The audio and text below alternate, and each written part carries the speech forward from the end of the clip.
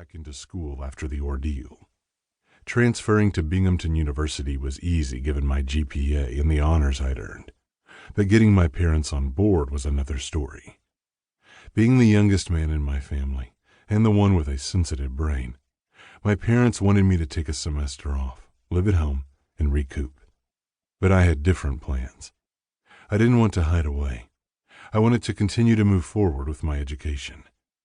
That's why I transferred to Binghamton, the beautiful armpit of New York, enrolled in the engineering school at Binghamton University, and found a job for the summer until classes started. "Oh, these stairs are deathly," my dad complains, making his way to the top where he grips the doorway, pushing Jimmy to the side. His eyes scan my room, which takes about 2 seconds given its size. Tisking, he mutters, "This most definitely won't do. Where are your housemates? You're switching rooms." "Dad, I can't switch rooms. This is what was given to me." My mom joins the party and takes a look around as well. "Nice molding," she grunts, putting her hands in her pockets. Sounds about right coming from her.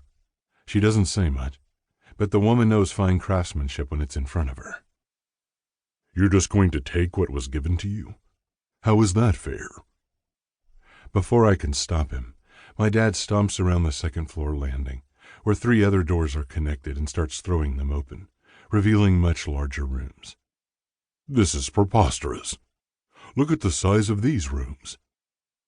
Turning on a dime, his hands at his waist, he asks, "Are you paying the same amount of rent as everyone else?" "Yes, Dad." I sigh, knowing this conversation isn't coming to an end anytime soon. I don't just pay for my room. I pay for the common areas as well. It was the only place I could find with such short notice. And the girls are really nice, I add. "Girls?" My dad's eyebrow lifts. Yeah. Did I forget to mention that part?" From the look on my dad's face, as well as Jimmy's, and May's for that matter, I guess I did. My mom, on the other hand, is less than fazed. She's more interested in the smooth texture of the 1920s solid wood molding than my little announcement of shacking up with 5 women.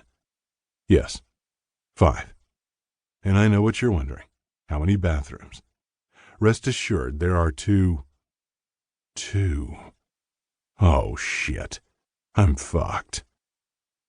Visions of clogged drains with rat nest hair plugs start dancing in my head. The horror. Swallowing hard, I nod. "Yeah, Dad. Girls." "What kind of girls? Is this a sorority?" Jimmy starts chuckling, which garners a slap to the back of the head from Dad. "It's not a sorority, Dad." "Then what is it?" he asks, arms crossed over his conservative button-up shirt. I know what you're thinking. I'm hiding out in a sorority. I'm the guy that goes through an ordeal and decides to hide within the labyrinth of females in their hair nests, perfume-soaked carpets, and beastly hormones that are bound to calculate together for a monthly tirade only the wrath of the devil's serpent himself can compete with. That couldn't be further from the truth. The reason I'm living with a bunch of women is because it really was the last option in housing. My choices were either live with 5 women, which would be against my father's conservative ways of seeing the world. Men and women live together when they're married. Cue the eye roll. Or spend the next year shacking up with who I can only describe as Golem's drunk pinball-playing uncle.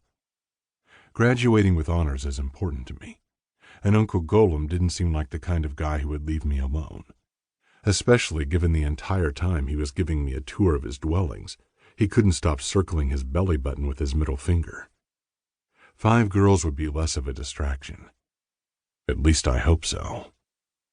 "Well?" my dad asks, pushing for an answer. Sighing, I say, "It's not a sorority. It's the starting lineup for the women's basketball team at Binghamton. I'm a tall man at 6 foot, but these girls either match my height or are slightly taller than me. When I first met them, I was intimidated, and then they started talking with heavy European accents, and I was intrigued. 2 girls from Finland, 1 girl from Latvia, and 1 from France. The 5th girl, the only other American in the house, she said they were looking for another American to take